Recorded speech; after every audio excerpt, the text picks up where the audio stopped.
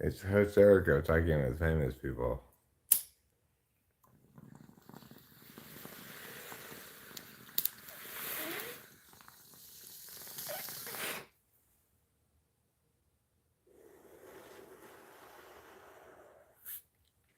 This live stream's titled When Erics Don't Accomplish Things. But I'll tell you right out the gate, it's a little bit of a misleading title because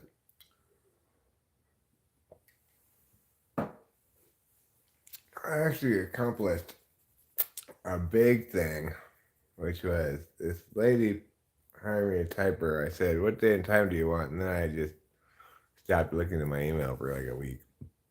So I followed up with her saying, "Sorry I got back to you so late, but you can give me another day and time, and this time I'll make sure to keep an eye out for your email." So hopefully that's good enough.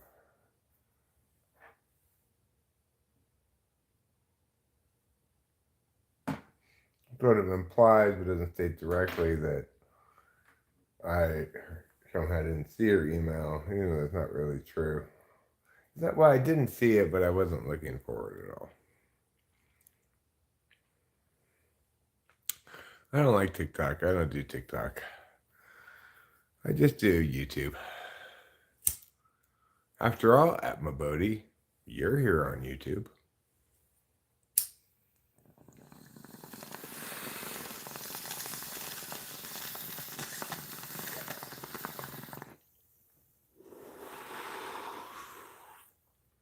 I've been doing YouTube for like 10 straight years, you know. I'm not about to change platforms now. Well,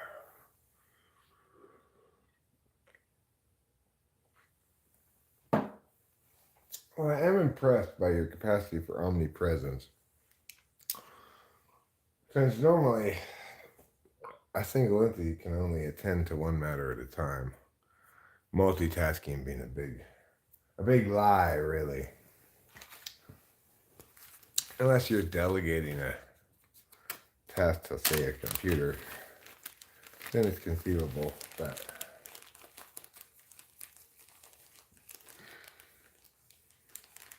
by and large, a single individual's consciousness is defined by its failure to attend to multiple things at once. So you must really be a multiplicity of entities, I guess. You know, which is pretty impressive, considering the vast majority of us are just one entity.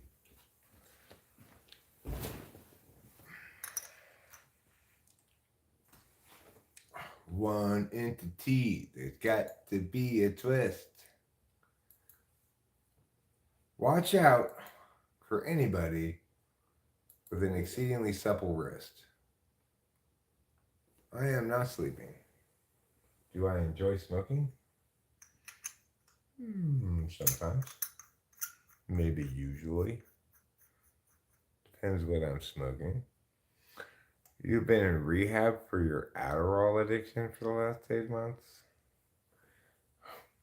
Who needs to be in rehab for Adderall for 8 months?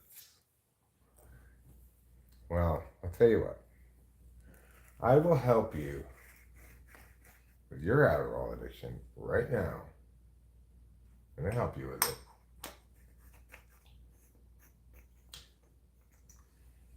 By smoking a little bit of Adderall. Yeah, you can smoke it. People don't really commonly smoke it, but you can smoke it, sure. It's good for you to smoke it.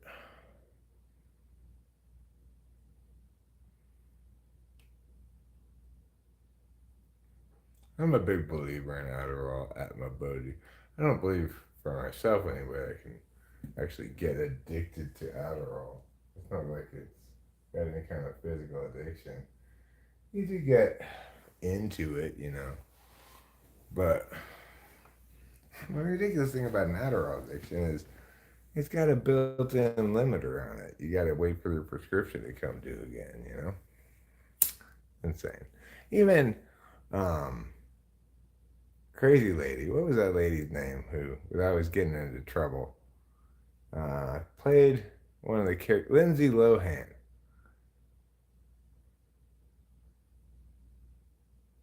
Well, then you have 3 weeks to chill out. Nothing wrong with taking 60 pills in a week. It's a little more than I like to do, but you know, I don't doubt that Rachel and I will cash this bottle of 30s in a week. And then we take a sleepy week, relax, muggity meow.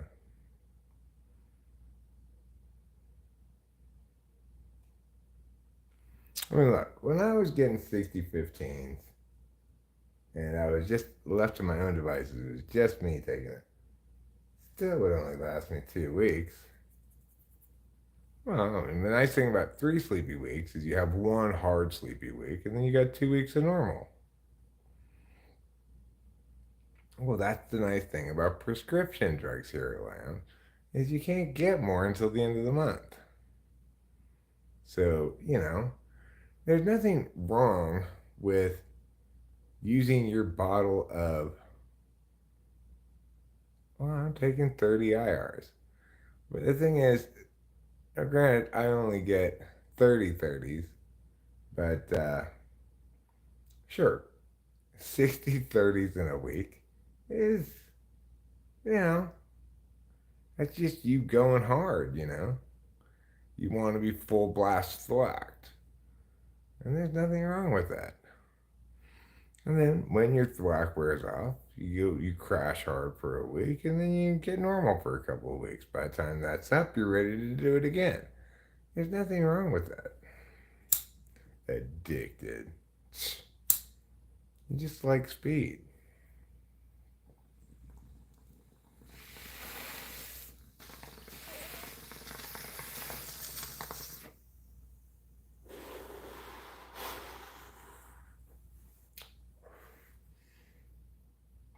In general, there's absolutely no need to go to rehab for drugs that don't have physical addictions.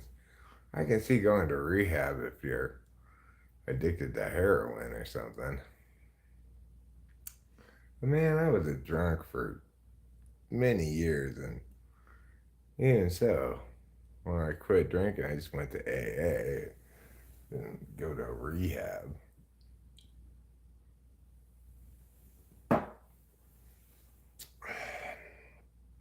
I was a meth addict, for God's sake, for years in early 2000s.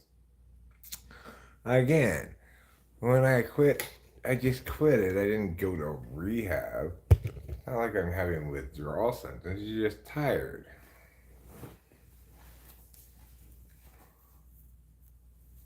Well, you should have talked to me first, Atma Bodhi. Let me tell you something. Your goal in life as a fellow drug addict is to make your drug usage sustainable. Okay? Cut out shit that's not sustainable and keep things that are sustainable. Any kind of prescription drug where you get one set number of pills in a week or in a month, well, you can only abuse that so much.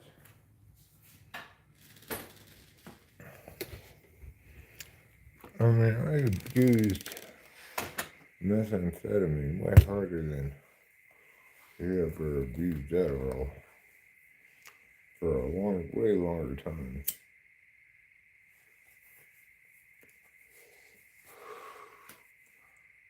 And, shockingly, it didn't really have any lasting negative effects on me.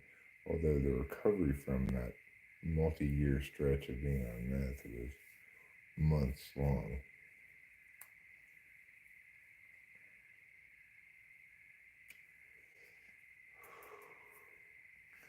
The only thing I've quit completely, sworn off forever, etc., is alcohol.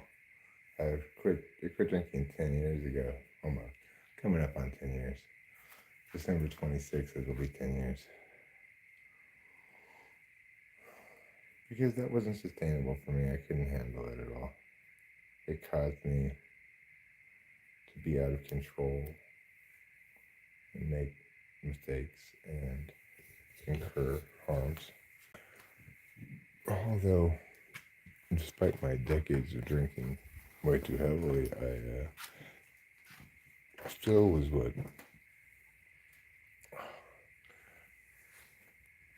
people who know about addiction would call a high bottom. I never, despite driving drunk for decades, I never got a drunk driving ticket. I never got into a drunk driving accident, at least not after I was 21. Never got arrested. I just embarrassed myself. And I was just in this constant state of fear about getting caught being a drunk. I didn't feel like I was in control, you know? And that was like the worst thing imaginable, was not feeling like I had any control. Even though I was way more successful professionally when I was drinking, which is one of the weird ironies.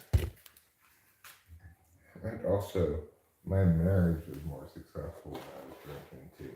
Another strange irony. Not what you expect per se from quitting drinking. It's going to make you worse at your job and your marriage fall apart. But it's not worked out for me. Because once I was free from the slavery of alcohol, I could be myself. I could tell people what I think. I wasn't constantly worried that they were going to say, "Oh yeah, well you're a drunk."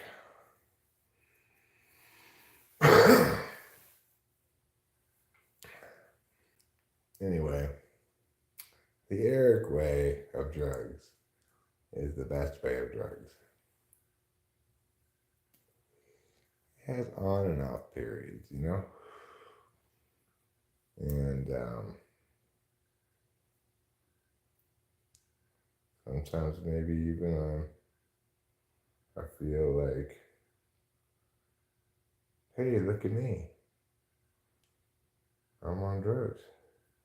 Other times I think, hey, look at me.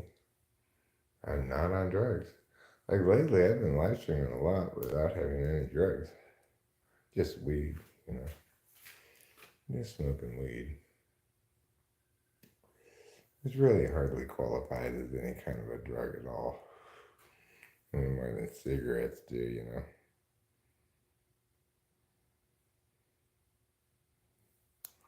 Weed is drug like bread is spicy. Weed is drug like bread is spicy. Which is to say, it's not spicy. Unless you get Jose's spicy jalapeno bread. Then maybe your bread's spicy. But you gotta ask yourself at some point, why am I getting spicy bread? And the answer is, nobody knows. Oh no, I can't go in this way. Well, I'll have to go back again to where I came out, because that door is locked. Well, I'm going out this time. I might as well lock it behind me.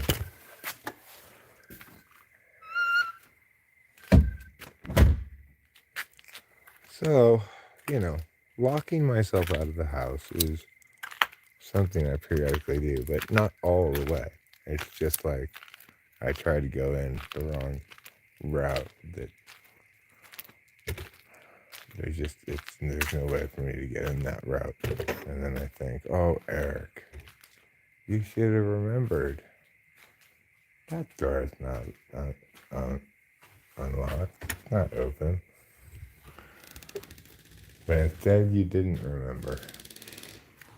And that is why you fail.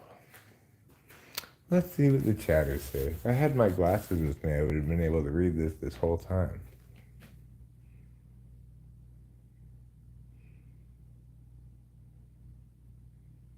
What's PAWS? Pause. Well, meth is worse because um, you smoke it, or I did, like almost exclusively, and you you don't manage your dosage very well. You know, it's like you end up doing a lot more meth than you do Adderall. Plus, it's methylated, so it makes it a more challenging thing. If you find yourself full blast whacking an Addy, well, you may need to develop a more nuanced relationship with it. But I just suggest people in general be wary of abstinence narratives. The thing is, we all engage in something called temporal bargaining. In other words, for each of us, it's necessary that we understand certain things as indulgences, certain things as responsibilities, and make deals with ourselves like, okay, well, I won't do that until I finish this thing and then I'll reward myself. There's also, besides that kind of temporal bargaining, there's the kind of temporal bargaining that's more immediate, which is horrible shit has happened and I need something to soothe myself so that I don't go fucking ballistic or crazy or whatever, you know? When the government, society in general, etc., tries to remove people's indulgences from them, they don't know what's going to replace that, you know? And we need to change narratives of abstinence always being the course of action, especially generalized abstinence, to narratives of find ways to sustainably do drugs and drugs you can sustainably do. There may be specific drugs from which you have to be completely abstinent. Maybe for you it's amphetamines. But it's always a bad idea, I think, to generalize that because you can't handle drug X, that you should be completely sober. So I haven't purposely drank any alcohol in almost 10 years, but I've also done amphetamines, smoked weed, done mushrooms, ketamine, DMT, whippets,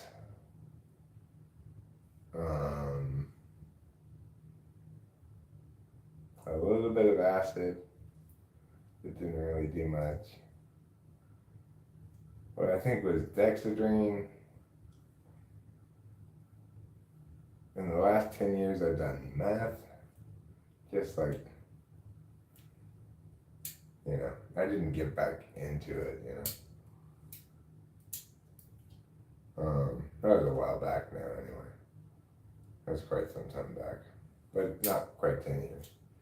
Anyway, so I've done a lot of things during my sobriety.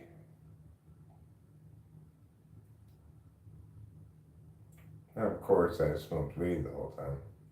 I've also had a few months, actually, of total sobriety when I was in Shanghai. I couldn't drink and I couldn't get any drugs, so I was just sober. Going to a lot of AA meetings. But you know, I ended up having a falling out with Alcoholics Anonymous because in exact contradiction to what their book says, people in AA have this position that if you've done any intoxicants at all, you are no longer sober from alcohol for some reason. Like they want you to reset your sober date if you admit to smoking weed or something. But the thing is, I went to Alcoholics Anonymous to quit drinking alcohol. So it didn't seem to me like a very good idea to quit other things at the same time.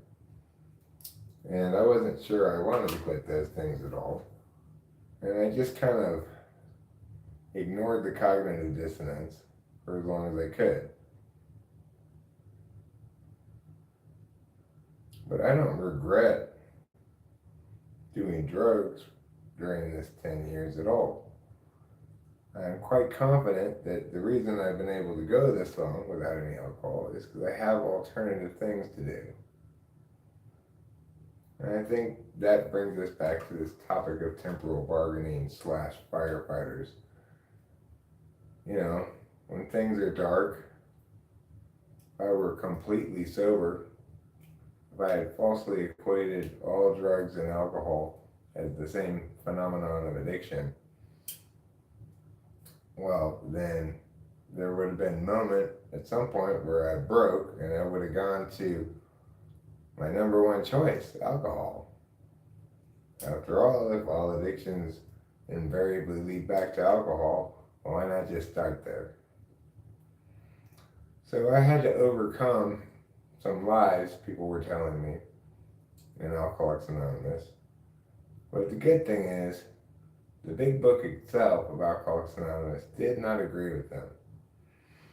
So I went by the book. It said, Alcoholics Anonymous has no opinion on any issue except alcohol. And I separated my ways from that organization because basically they wouldn't accept me as I was. They didn't view me as sober. And I remember for a while I felt like I had something to prove. Like, you're wrong, and I am going to quit drinking. Doesn't matter if I do drugs. And maybe that gave me a little extra impetus for a while. Forgot about that for a long time now until just now, really. That sense of having something to prove that you are wrong. This approach is wrong. People should abstain from the drug they need to abstain from that they have a problem with. They should not assume, therefore, that they should not do any drugs. To the extent that they can find drugs that are sustainable and provide them that opportunity for indulgence / firefighter behavior or whatever, it's going to make them less likely to return to the drug that they can't handle, not more likely. Unless you keep telling them these lies and they get it in their head, and then all of a sudden they got a ready-made excuse. Well, I smoke pot, I guess I might as well just drink again because everybody keeps telling me, once it's all the same. It's so fucked up, right? Fortunately, I'm a little smarter than them. I'm not going to listen to their nonsense when it doesn't even agree with their own book. I went to AA with a very specific instruction to myself. You just do what they tell you to do. Don't question it.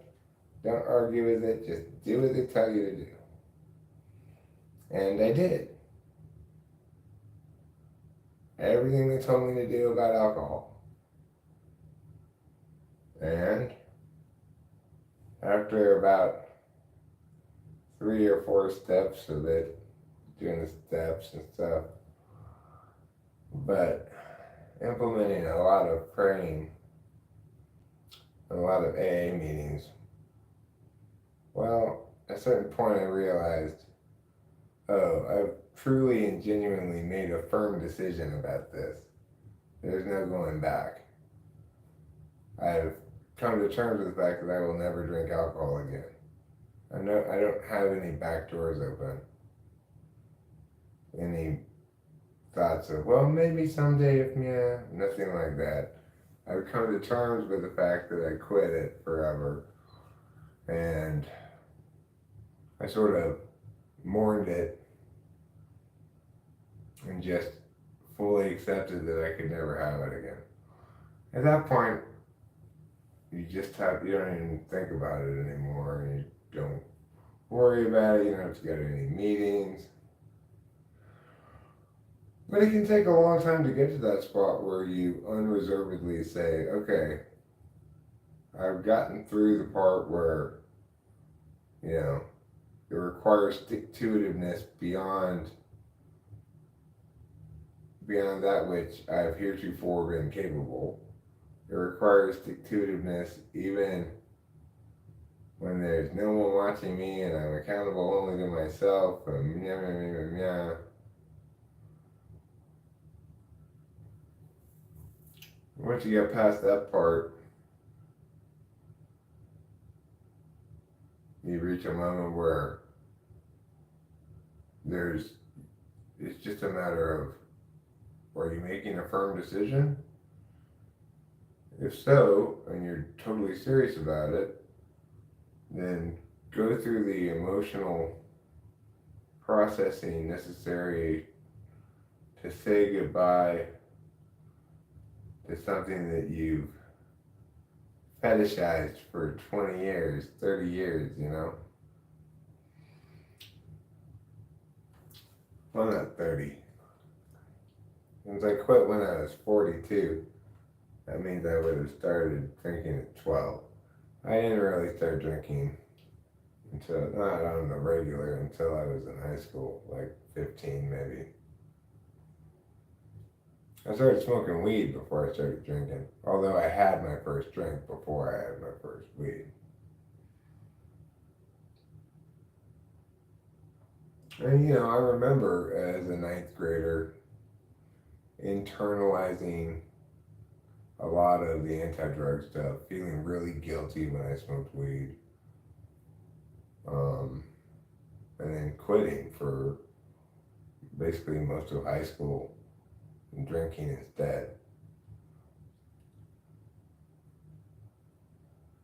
Then I started smoking weed on the regular again in college. I was still drinking too, but I quit drinking for a year in college as well.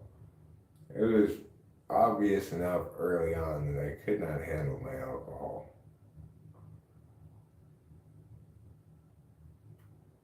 But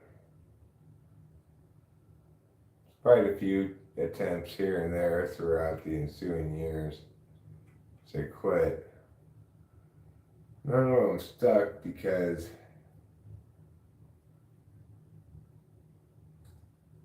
I was just being me. I was using my tool function, my intuition, to try to validate what I was being told. I just couldn't seem to get myself to do what I was told because I needed it to be explained properly as to why it was this way. And there were just too many problems with what they were saying. Like, to say that a person has no control over alcohol, well, that's ridiculous, Even though I was a huge drunk, it didn't mean I had no control over it. There were plenty of occasions when I'd make myself wait till at an appropriate time to start drinking. That was the norm, in fact, It wasn't until the very end that I drank at inappropriate times. But, sometimes I'd be able to control how much I consumed. If it was important, like there was a lunch, business lunch or something, I'd just have like one beer if I was going to have any alcohol at all. So, like in China, drinking's more normalized. I didn't drink in China though. I guess I'm thinking about dinners I had with my boss in America. We'd go, she'd encourage me to order what I want, including alcohol, and I'd limit myself to just one or two beers. So it wasn't, it's not like they say, it's not literally what they say that you just have no control over it. Instead, it just predictably turns out to be a drug that for me makes me make bad decisions about that drug. I never think I'm drunk until I'm fucking blackout drunk. I was thinking, oh, I'm fine. Horrible.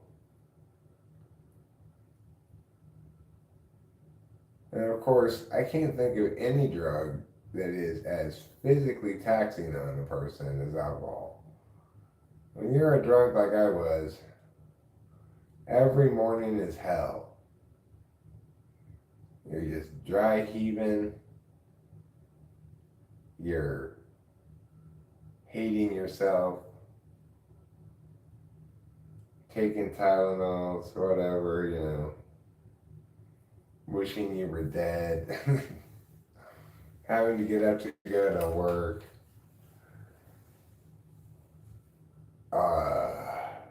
Depending on how hungover you are, the first, 2 to 6 hours of work is miserable. Or you just try to get a couple of things done to distract yourself. Drinking water and like Gatorade and stuff. Feeling all pukey. Depending on the day, maybe having to go puke a little bit in the bathroom as quietly as possible. Or hopefully it was early enough so the boss hadn't come in yet. Because I was usually there by myself in the mornings.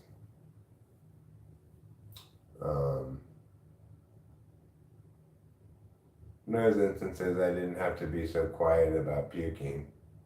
I could also just go in there and like lie on the floor for a little while, if nobody else was there. Just sort of try to wait out my hangover. Maybe nap for 15 minutes or something. Keeping an ear out in case any like people come in, like clients or prospective clients or whatever, parents. Sometimes people come in the morning.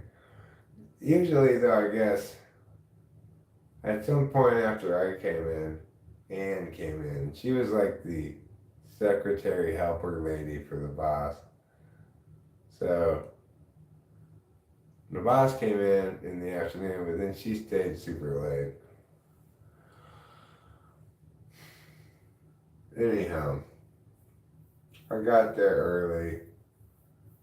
I get there like an hour before Anne. I could just lie on the floor for a little while and moan and groan. Oh, God. Why do I do this every night? What is wrong with me? I hate myself. Shame and anxiety. Shame and anxiety. Oh my God, I gotta puke. I got a splitting headache. I feel super dehydrated. Oh, fuck me. And I was like, Eric's Thursday morning. Eric's Tuesday morning. Eric's Monday morning. Wednesday morning. Friday morning. The worst hangovers over on Sunday morning if I had Saturday off. Sometimes I did, sometimes I didn't, depending on what was going on. I in general tried to avoid day offs because that just ended up being just a sloppily drunken day of debauchery.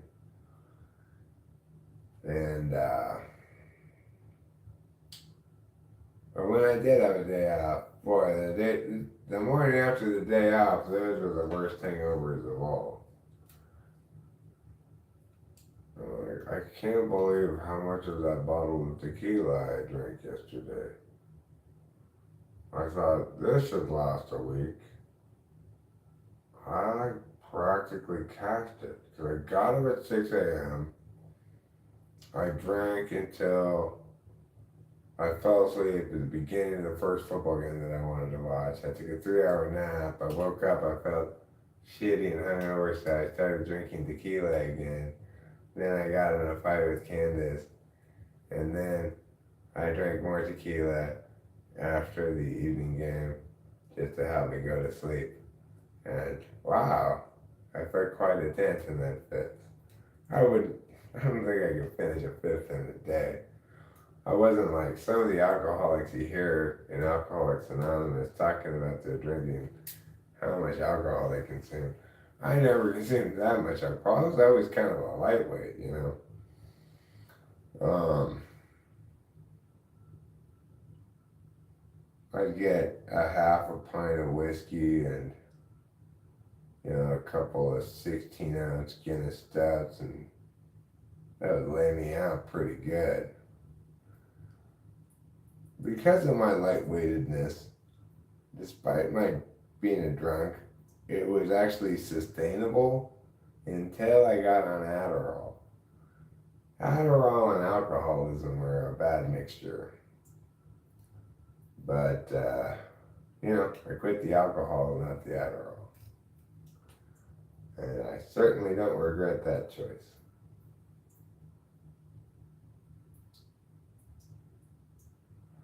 I believe amphetamines are future. Take them well and tweak out while you can. Get a couple things accomplished, maybe not. Oh, but in fact, emailed those two people back I needed to. In fact, because they PayPal'd me and weren't typing. I don't like to work at all. I don't really like to type these people, but they sent me money, so I can't get away with ignoring them. Because the greatest poo is when you get PayPal, then you have to do some typing for some people you don't know.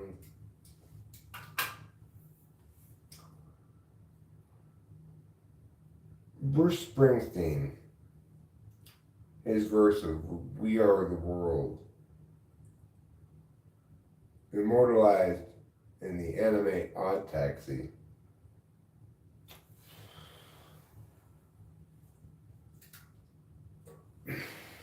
It really makes you think, though, doesn't it? Should they have included Bruce Springsteen on "We Are the World"? Or should they have said, Bruce Springsteen, you aren't appropriate for this song. We'll get a smooth vocal pop singer of a more conventional style. You know, like Sade. We are the world.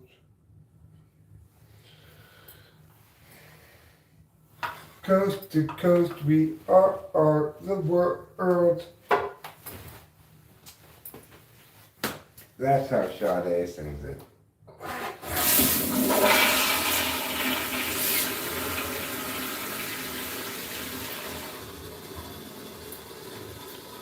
They did make an offer to both Shaka Khan and Sade, saying, if you guys are willing to combine into Sade Khan, you can have a verse.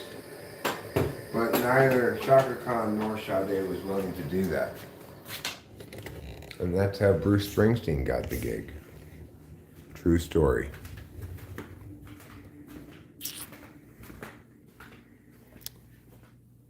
It wasn't a big dump, it was a slow pee and then a little dump. I don't miss alcohol either. What that was a long, slow wait for a pee, followed by a quick and easy small poo. Wasn't a lot of poo.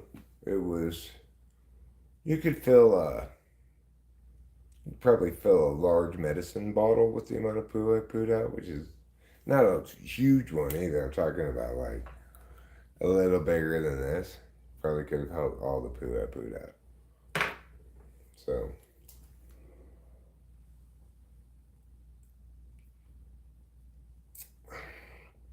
yes, Sade is what is known in the operator business as a smooth operator.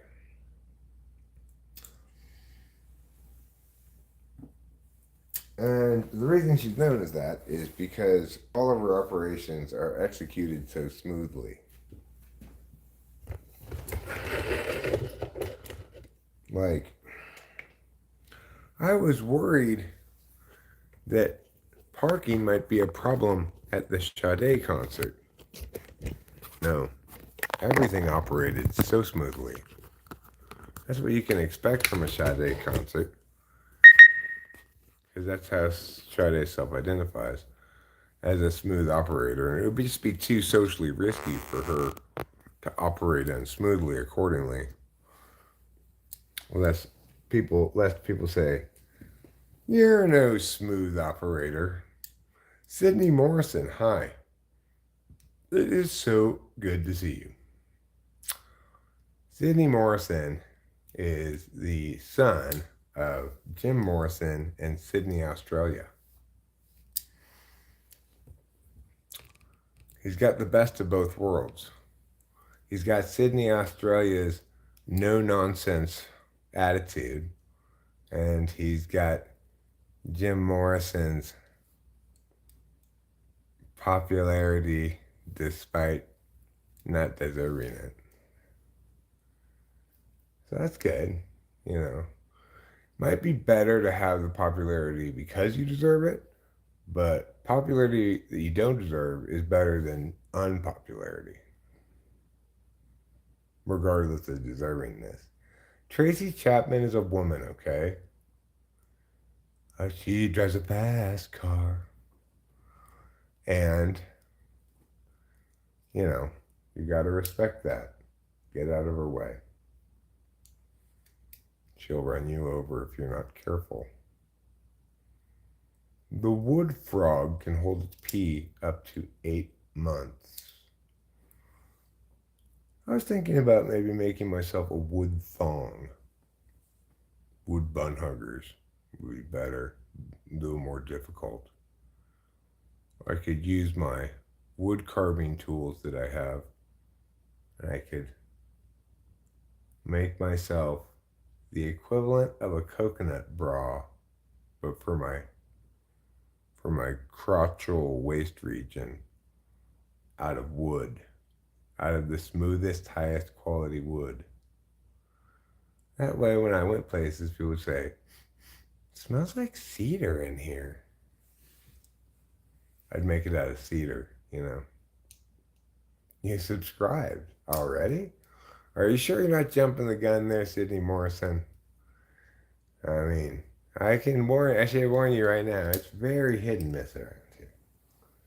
If you're expecting non-stop quips and banter, well, you'll get a lot of quips and banter, but there will be occasional stops. I call that the period of the telegram. So I really like this lady here. She's so plain-faced. "Hello.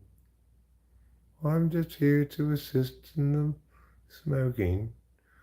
I prevent the bong from kissing Eric." You do with your tilted head hole. It does prevent me from getting kisses from the bong. Goodbye. Well, like I said, I was concerned maybe you had subscribed prematurely. That's why I thought I'd introduce you to this lady. At that point, you may say, "Nope, this is not for me." And you might as well know right away.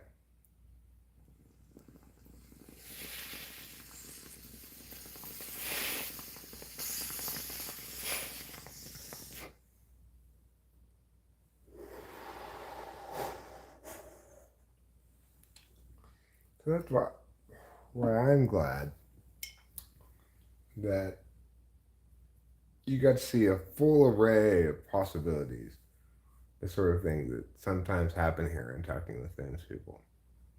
This is a non alcoholic beer, I should point out. After all that talk about drinking,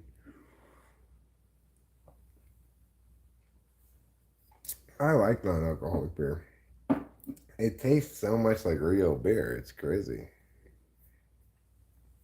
But, unlike real beer, it doesn't get you drunk and hungover.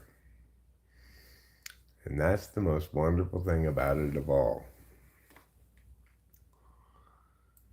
So, what did I not get done? I was working on this thing, but it's hard to work on it because all these clips are out of order and I got to figure out which clip goes next, and it's hard. It's laborious and it's time consuming. Makes me want to make just new videos for it. This is my manifesto video I'm working on.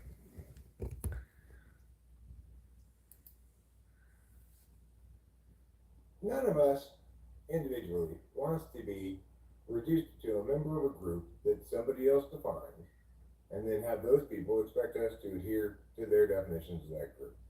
So why is it then that groupism is so persistent? Racism, misogyny, ageism, ableism, sectarianism, partisanship. Let's imagine there's something called a crime directive, which we'll define as a single goal that every human being is designed to achieve. Another way of thinking about it is when Judy goes into the restaurant and orders a hamburger, I can explain it as Judy likes hamburgers. But I can also explain it as Judy is meeting the fundamental human need to consume food. So now let's imagine a question, why does Judy go jogging? You might say, well, because she likes jogging. You might try to say, it's because she's meeting her fundamental human need for exercise. However, there is no such fundamental human need. Otherwise, everybody would have to exercise. Everybody has to eat. So it turns out the prime directive for human beings is to have expectations and realities aligned as close as possible. Judy's body expects to feel normal, good, not be a problem. Judy expects her body to not be a problem. Failing to feed herself produces in her physical body an information providing sensation called hunger. It's telling her, your expectations that I be functioning without you paying a lot of attention to me, perhaps, are not being met because you have this unpleasant sensation that keeps drawing your attention back to it. Another way of putting that is it's the prime directive of people to expect well so that when they go out into the world to drive to the Burger King and get a hamburger, that when they get there, the Burger King won't have suddenly changed into a flower shop. If it does, it's going to cause you distress. Did I go to the wrong place? I know this neighborhood so well. Where could the Burger King have possibly gone? So because action requires them to. So from that point forward, all the clips are out of order. I clearly need to add segues. There's a lot of work to do. It makes me just want to re-record the whole thing almost. It's hard to make a video like that. I guess it's just bad TE on my part.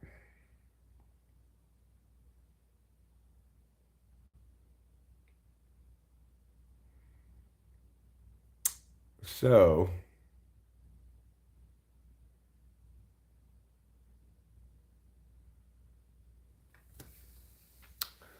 what is the point of all this? What are we getting at with all of this nonsense you're saying, Eric?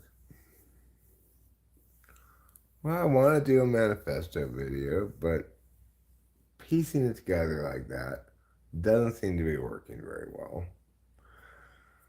And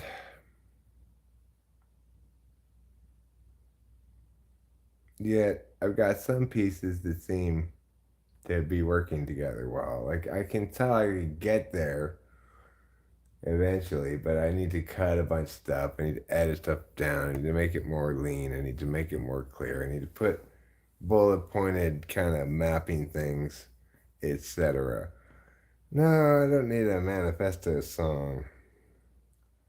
I need a manifesto explaining all the key points and linking correctly and successfully racism, the prime directive, and typology. I mean, I can freestyle the message better than I'm doing in that horribly ill-advised approach to video making. I need to keep, like, I need a piece of paper. If I'm going to do that, I need a piece of paper keeping track of what I'm covering in each little clip and shit like that, you know? The gist of it is this. Nobody likes to be reduced to a member of a group and expected by others to behave as a member of that group, according to the definitions of those people. So, why is it that groupism persists? That includes racism, ableism, sectarianism, partisanship, misogyny, misandry, um, etc. All that stupid shit. Why does it persist? Well, it persists because if we understand human consciousness correctly, we understand that humans all share a single prime directive. Now, the problem with groupism is what it's saying is you get various explanations like this. Liberals value meow meow as a moral thing, but conservatives prioritize disgust and purity. You might hear some stuff like that. Well, in doing those things, each of the members of those groups are strategizing towards the same goal. They want expectations and realities to match. They want their expectations regarding how things are, how they should be, to match with reality. For conservatives, a lot of times that's going to look like resistance against politics of change. For liberals, a lot of times it's going to look like demonizing conservatives and or embracing politics of change insofar as they represent communitarianism, which is not a good thing, obviously. But regardless, what are they all doing the same thing of? If you say, okay, well, look, they're all valuing morals. Okay, but then why are they valuing different morals? What makes valuing morals intrinsic to any of those individuals as a political being? Are there really these groups of individuals that are monolithic in their perspectives? Right? And you say, what do all these political behaviors represent? A single. What do they all represent strategies towards attaining? They all represent strategies towards attaining matching expectations and realities. As does everything else that people do and say, etc., is some artifact or manifestation of an individual configuration moving through time and space. And doing so as an example of one of a finite, distinct number of possible strategies that a person might take towards closing the gap between expectations and realities. You could think of, say, SIFE as I will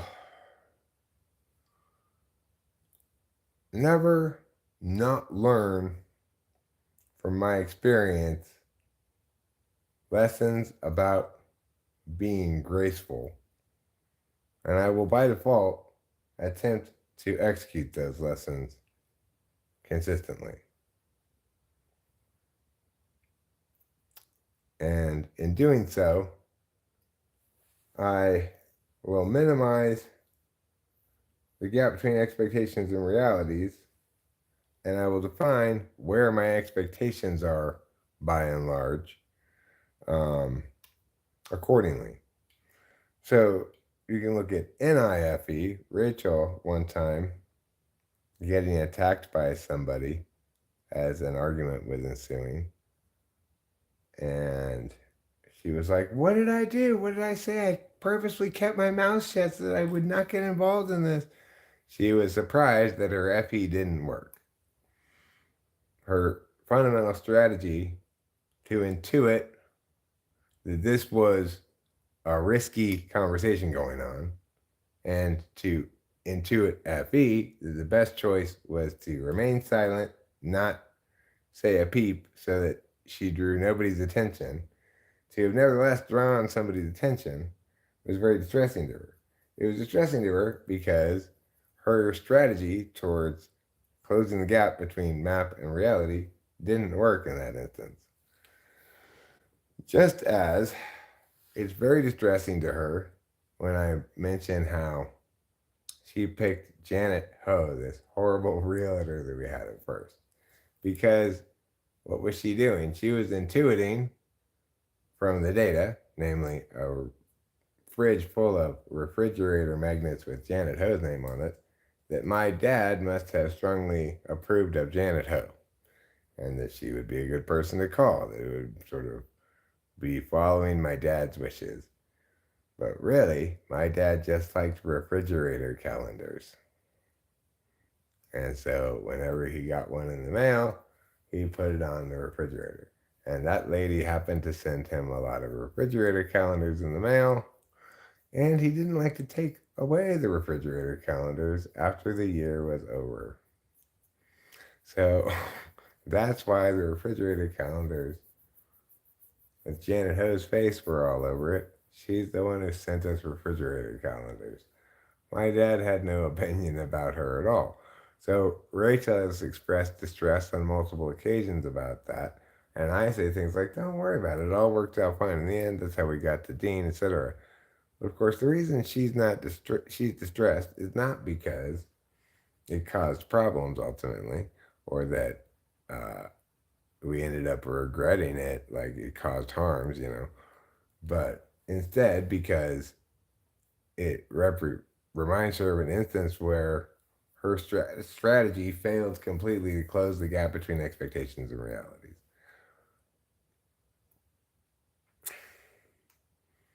And we each have those kinds of instances.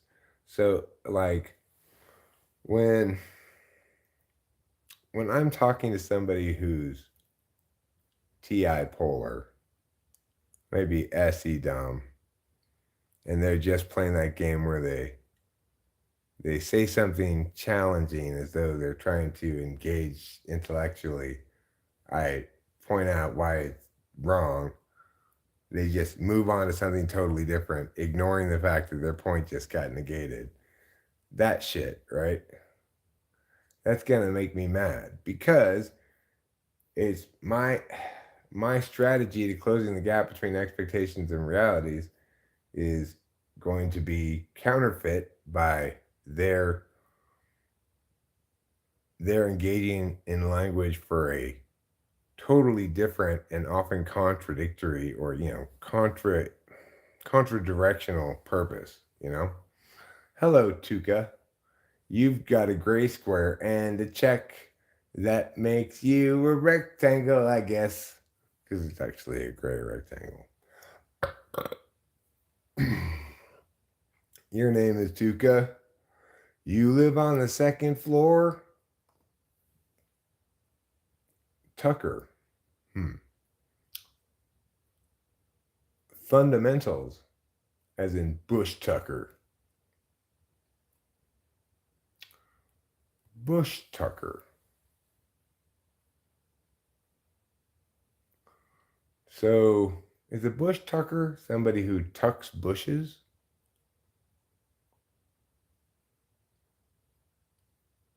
Does that have some sort of double entendre? Is it indicative of, I don't know, one who slays? Is that kind of double entendre? I'm curious now.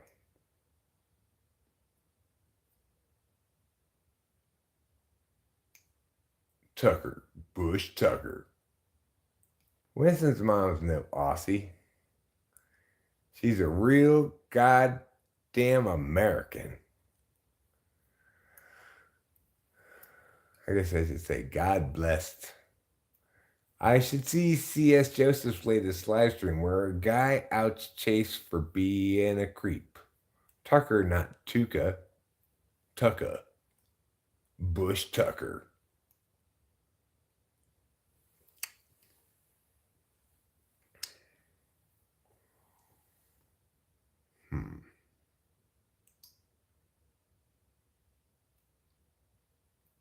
You should go places and when people come out, be tucking some bush into your jacket. And then as you see them, untuck the bush from your jacket and say, "Hi, I'm Bush Tucker." And they'll say, "You sure are." You'll have a good laugh, and the ice will be broken.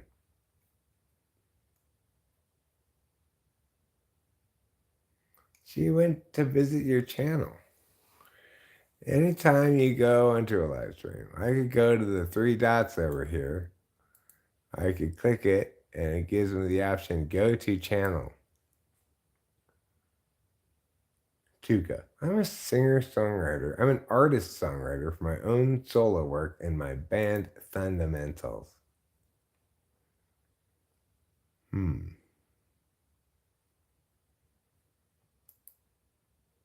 Yeah. Is there a particular song you'd recommend I listen to? If I listen to it on the live stream, are you going to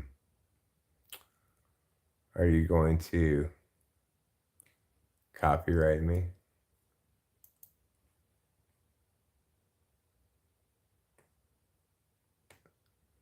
Because he got some slick way of naming himself.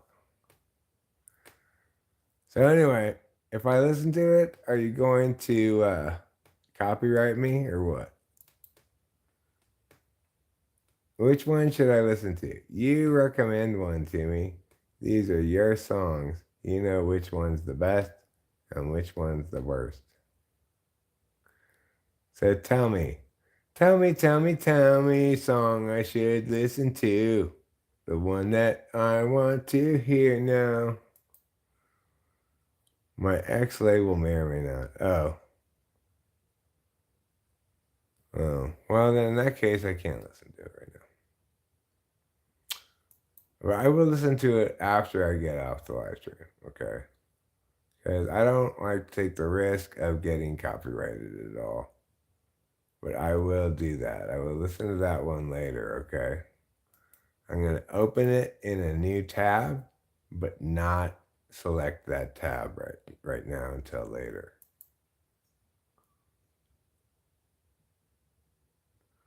If you play Die a Happy Man, it won't get a strike. But is that one you think you want to represent you? I want to listen to the one you want to represent you first. I want to get your like, we're all hit and miss. Nobody's songs are all equally fantastic.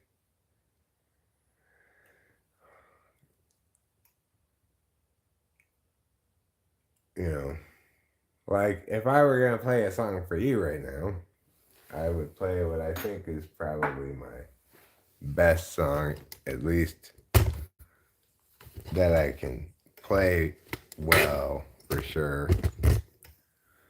And I'll do that right now.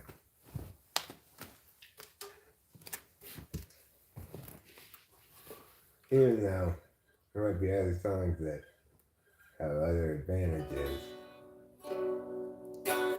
Altogether, I'll play this one.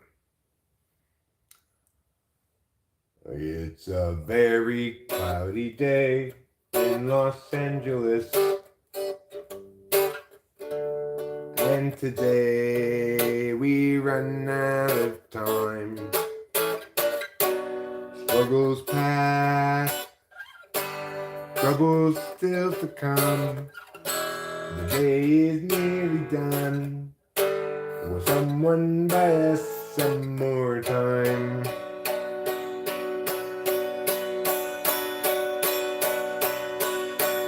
Cloudy day in Los Angeles, cloudy day in LA. I'm no sort of evangelist, but I have something to say. Life can strangely be forgiving to those who stay awake all night, and mostly voices say to give in. They'll try to stop your will to fight, but whether I'm supposed to be here or it be soon forgotten noise is sort of based on what I see here and also on what I avoid. It's a very cloudy day in Los Angeles, and today we run out of time. Struggles past, troubles still to come. The day is nearly done. Will someone buy us some more time?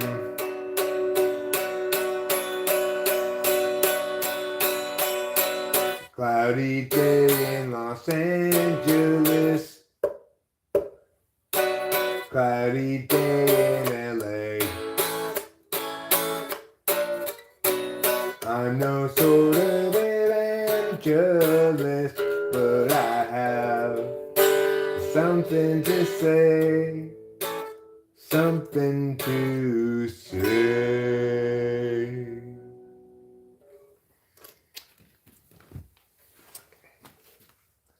So there you go.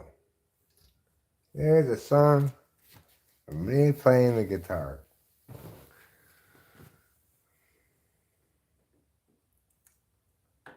YouTube shorts are horribly addicted like that. Thanks, Tuka. Appreciate. I'm full of appreciation.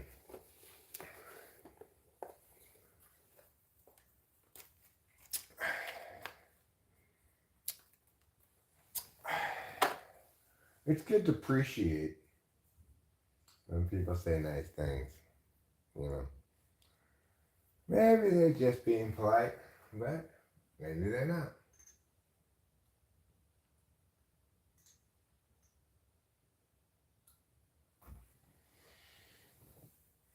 There's no way to know for sure. Cruy Ray and Ross Range Rivers. No, that's not the lyrics to it. I know my pronunciation isn't so great now that I've lost all these teeth. But I'm going to get some teeth back one of these days. You know, apparently they regrow if you just give it a little time. People are always in such a hurry. I'm anticipating my teeth are going to grow back. But it just hasn't happened yet. Why? Because I've got lazy teeth. I'm not going to deny it.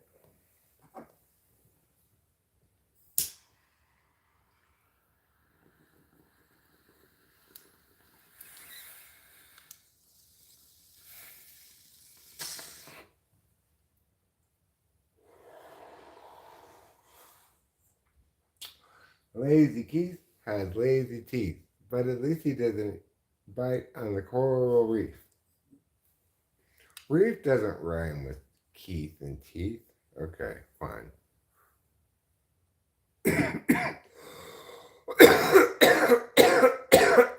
Wreath. But at least he doesn't chew on a Christmas wreath.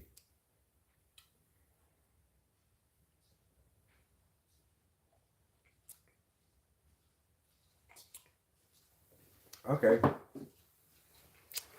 Do you really want to hear what I think? I mean, I might not like it, you know. Oops. I don't want to listen to the one that's going to get me in trouble. So which one do you say is not going to get me in trouble? Let's see. Die a happy man. Alright. If all of a sudden I get a big red thing happen, you're in trouble, says YouTube, I'm going to be so mad. Okay. I'm looking for it. It's called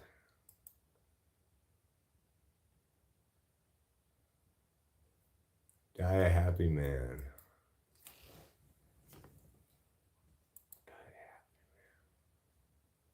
I don't see it anywhere.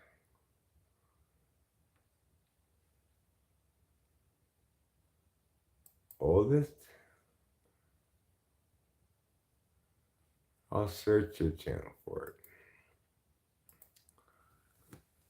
DIE.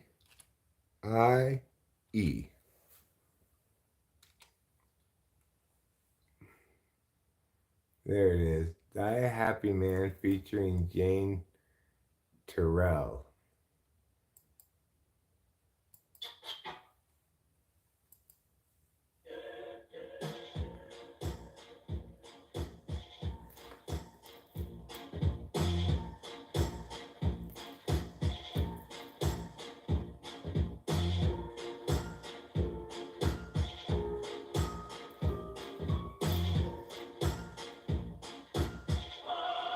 Real life ain't nothing like the movie. Truly, before I make mine, I'ma puff another doobie and take flight. Run up your mother's booty, sock a couple boobies, and die a happy man. Real life ain't nothing like they say it is. That's why I rap like I'm on some escape shit. Use my phones to communicate with aliens. I jack a UFO and die a happy man. Real life ain't about a revolution or any movement that tells you how you meant to do this. I got this book, it's spaghetti medicine. It helps me pretend John Lennon was a president that died a happy man. Real life don't care if you're reading it too fast. Really calling me black. Go ahead, son. It's like I like it. Me too. I like it too. I'm surprised. You can expect what you win, just for the thrill, but I don't care, no, no. You can say what you want, you can make me smile, but I don't care, no, no. You can answer me all day, I ain't gonna sway, 'cause I don't care, no, no. I will say this. It feels like it needs to be remastered. It's a little bit not optimized. Like when you listen to this with it that's like professionally produced by Interscope Records, it's gonna be better optimized than this. But a lot of great old shit isn't optimized. This is from 11 years ago, you know? That's not uncommon from 11 years ago. For instance, it's like shut the fuck up for work and keeping it brief. But these words are my freedom of speech, and this verse is my reason to speak. Before I cease to exist, I got my feet in the surf. So I'm shocked at how good this is. I really like it too. Yeah, it's like I did not expect much at all. I expected myself to have to be polite to some extent and failed to do so. I mean, I could see putting this on Chappie Yeah, I Tracks. was thinking that too. This is the kind of shit that makes it on a Chappie Track. And I don't know if it'll stay there. It's a high bar, Chappie track. But even making it temporarily is a high bar. Alright, you got a problem now. 4:57? 5 minutes? Come on. 5-minute long song? That's asking a lot of your audience. You can expect what you will, just for thrill. Although I do like this girl's voice. No, Sounds like all you can retro. say what you Yeah, Yeah. it does. You can hate me in spite, but I don't care. No. It's a snappy little tune. I like it. You know, I like this kind of, I don't know what you call this, like retro swing or whatever. Like, seems like swing dancing music, right? Yeah, it does. I like it. I think the rapping's great too, you know. I like how you include a certain amount of melodic elements in your rapping. I wasn't listening super carefully to the lyrics, but nothing particularly offended and made me roll my eyes or anything like I heard, so it's a good start. But yeah, it's at least 30 seconds too long. Let's not lie to ourselves. That's at least 30 seconds too long. Is he under, Tuca. okay. Is that what you call that? A Betty Boop vibe? That's a good name for it.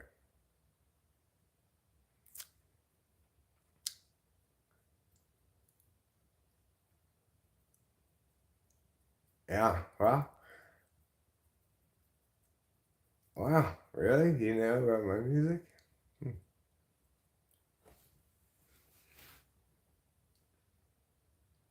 Yeah, well, I get you about the lack of optimization in 2012. I understand.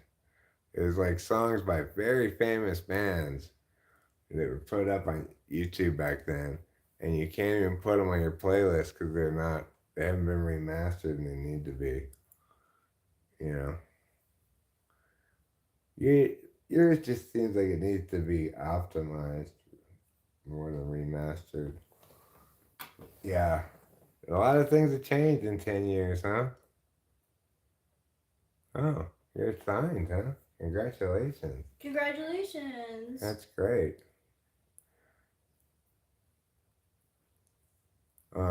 I'll be looking forward to listening to the one you recommended when I'm not live streaming and don't have to worry about you're not signed anymore because you didn't make enough money or what?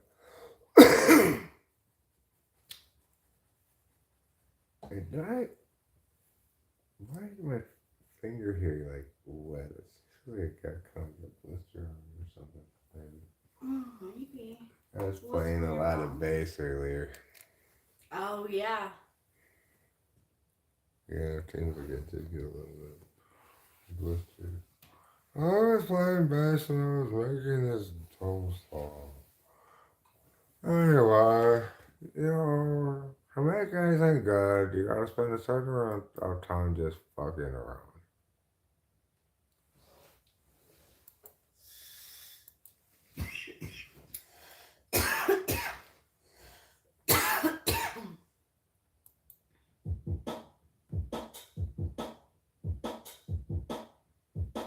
The beginnings were like, doesn't even lie like your boy.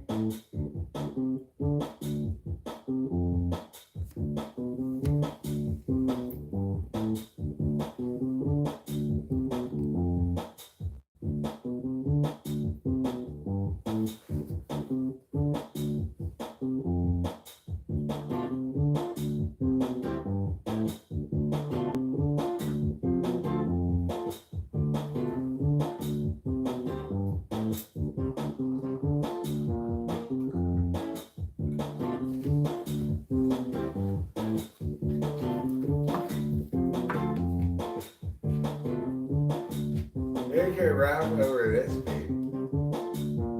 You'd say, my name is Luca, or whatever it is, and I got rapping in store for you, and this is it.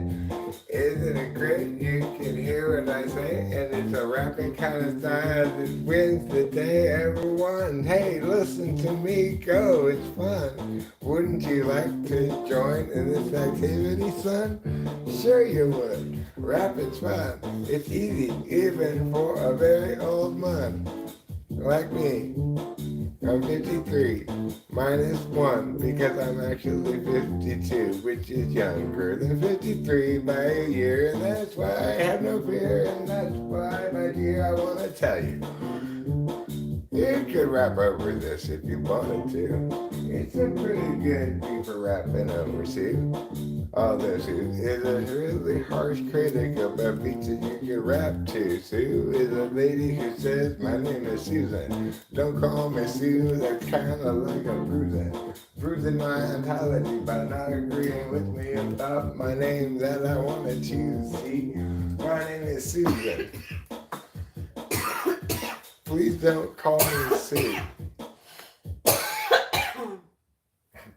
What do you think about that, everybody? I think it was funky. That's some pretty good freestyle rapping. Oops, I accidentally pressed it. Tuka wants to book a typing session with you. Who does? Tuka? Oh, yeah? Yeah. Okay. Well, you just gotta pay me $100. Then I'll say, hey, what time you want? And then I'll meet you, and then I'll type you, and that's how it goes. It's a lot of fun. Would you like to have a lot of fun?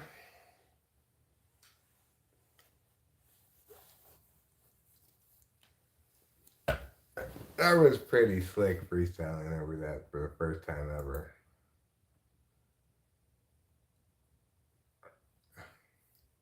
I never tried to rap over that before.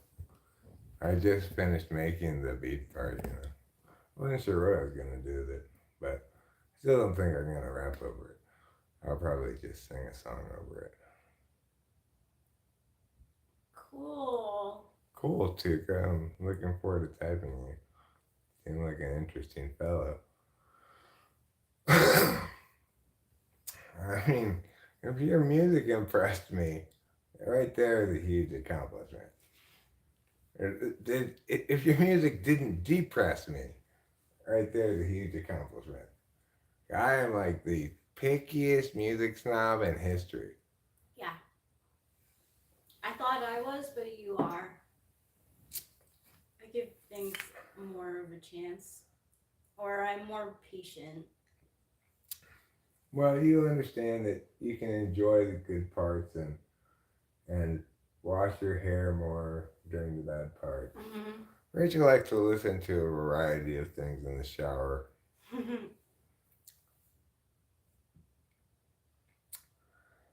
Cosmic Pentastar? Did you just get here? And are you saying exactly what I said? It really needs, it may need a remaster. It does sound like it could use a bit of a EQ-y remaster. But I think it also needs optimization. It's not that old. It wasn't optimized properly.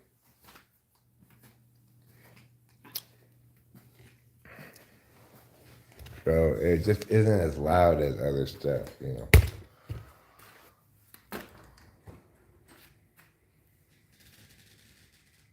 Most such things, if they just optimize them, then they sound more or less normal. At least they won't like stand out on a playlist of stuff that has been optimized.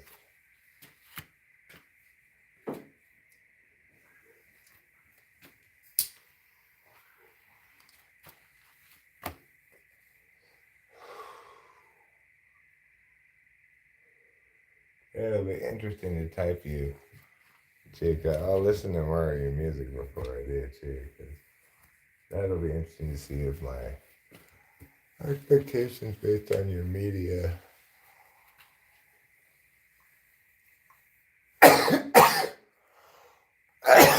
bear out when I actually test you.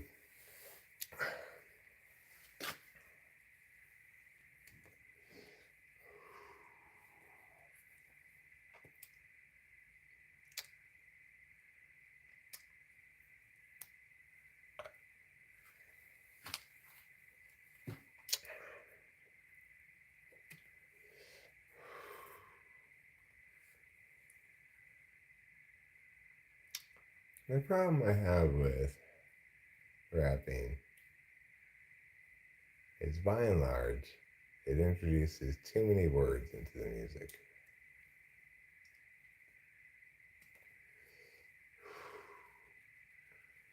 You know, I really like Johnny style rapping, you know, which is sort of rapping. It's like, I mean, I've made plenty of rap songs myself, don't get me wrong, but I like Johnny style rapping where it's like, I've got rubber bands in my hands, I'm pushing 6 in my pants, I spent about half my advance just trying to get you. You taste like warm apple pie. You say you're single, you lie. I saw the text from that guy. Man, whatever. I like that kind of rapping.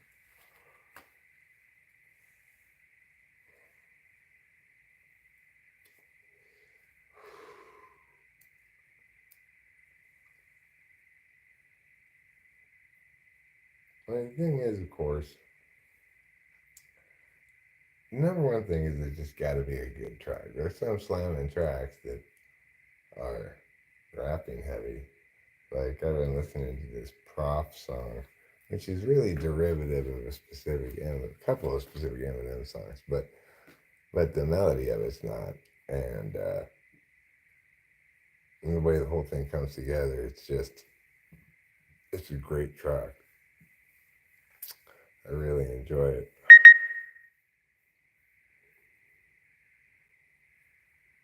I forget what it's called though. I know what the video looks like. It's like a Mr. Rogers video. Maybe Rachel remembers what it's called. That's a recent, like, full-on rap song that I've added to the list because I like it. I also like that Lizzo song.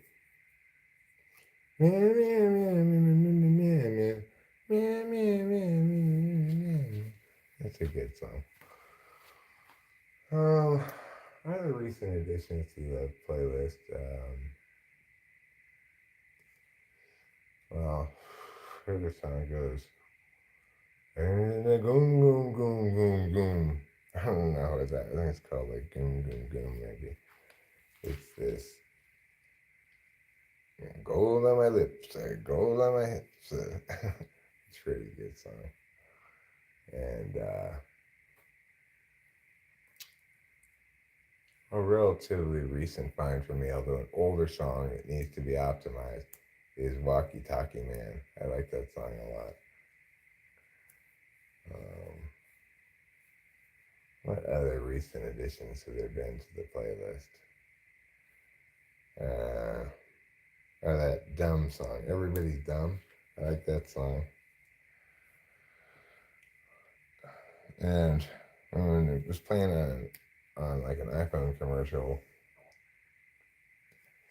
I got introduced to this cool song from that commercial. Ba na na na na na na na song. That's a good one. Na, na, na, na, na. I like that song.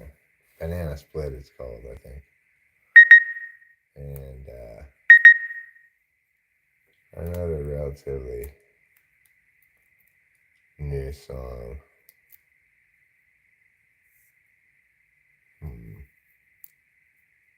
What's another reasonably new song to the playlist?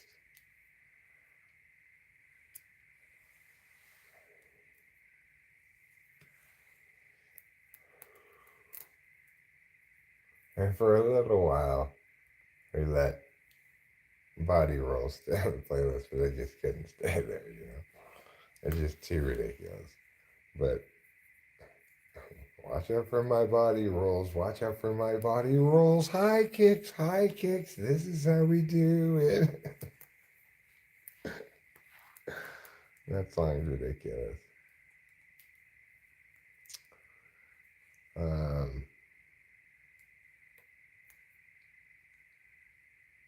I like that song.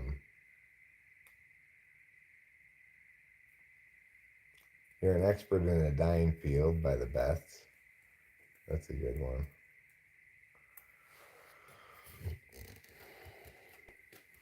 I like a song called Row, Row, Row Your Boat. I'm not sure who it's by. Another big favorite of mine is Hot Cross Buns. They are hot new tracks on Chappy Tracks. They represent the hot new way and the hot new day. Yes, I type musicians based on their music all the time. How accurate are those typings? It's hard for me to say because I don't have a lot of opportunity to do what I hopefully am going to have an opportunity to do with Tuca. Okay, cool. Well, if you have a day and time, if you want to do it right now, we can do it right now. Wheels on the Bus. That's another great one, Rachel. I'm glad you mentioned that one.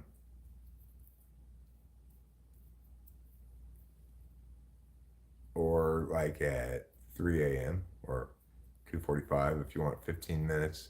Give me 15 minutes to listen to some of your shit and send you a calendar invite. I'm curious to have an opportunity to do this. To type somebody's according to their music first and then see if the typing is correct. That's fine. You don't have to do it live. You don't have to publish either. Okay, so I'll send you the invite right now. I'll go check out your shit, and then the normal rules apply. It's up to you, totally up to you whether you publish. We never do it live, so I'm not a live doer. I'm gonna end the stream, and I'm going to follow up with. Wait, I need your. Can you give me your email address? Like email it to me. I'll put my email address here. And I'll need that. So here's my email address.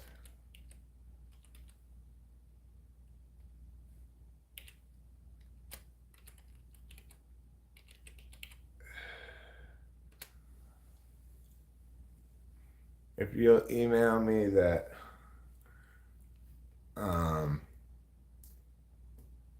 email me your email address, then I'll send you the calendar invite, okay?